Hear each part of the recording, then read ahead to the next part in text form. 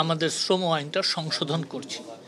এটাও আপনারা জানেন যে এটা সংশোধিত হয়েছিল আপনার গত পার্লামেন্টে।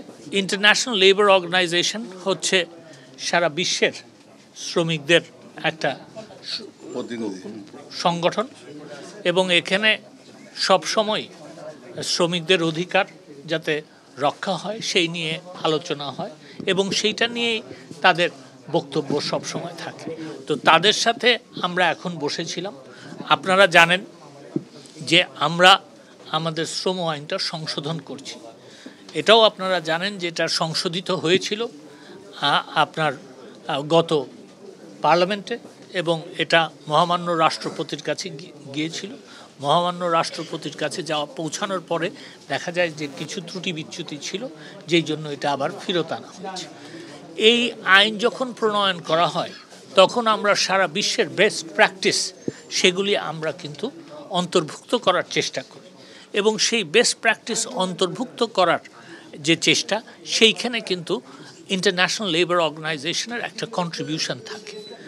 আপনারা এও জানেন যে এর পাশাপাশি ইন্টারন্যাশনাল লেবার অর্গানাইজেশনের যে গভর্নিং বডি সেখানে বাংলাদেশের শ্রমিক অধিকার নিয়ে কিছু দেশ নালিশ করেছিল 2019 সালে এবং সেই নালিশের পরে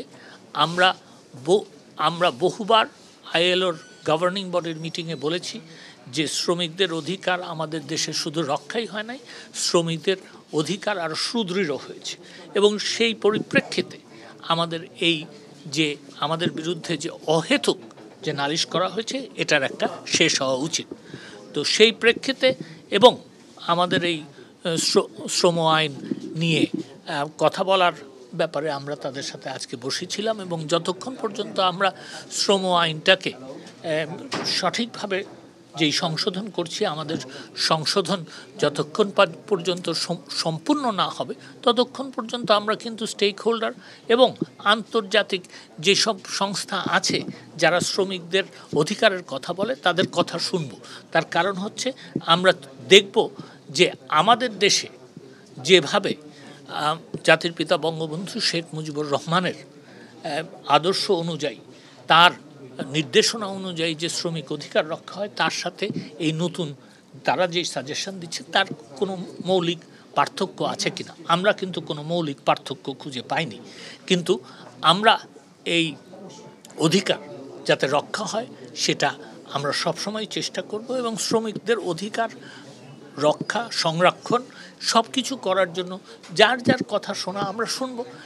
সেই কারণেই আমরা মূলত আলাপ আলোচনায় বসেছিলাম। আমরা তাদের সাজেশন শুনেছি এবং এখানে এই আজকের মিটিংয়ে সিদ্ধান্ত হয়েছে আগামী 7 তারিখে আইএলওর যে কিছু সাজেশন আছে তারা সেইটা মিনিস্ট্রি অফ লেবার অ্যান্ড এমপ্লয়মেন্টের যে টেকনিক্যাল কমিটি সেইখানে উপস্থাপন করবেন এবং 12ই মে আমরা সেটা সম্পন্ন করার জন্য একটা সভা ডাকবো এবং 12ই মে যে সভা হবে সেখানে এই সাজেশন এবং আমরা যে সংশোধনের ব্যাপারে আইএলওর যে বক্তব্য সেগুলির ব্যাপারে একটা ক্লোজার আনবো।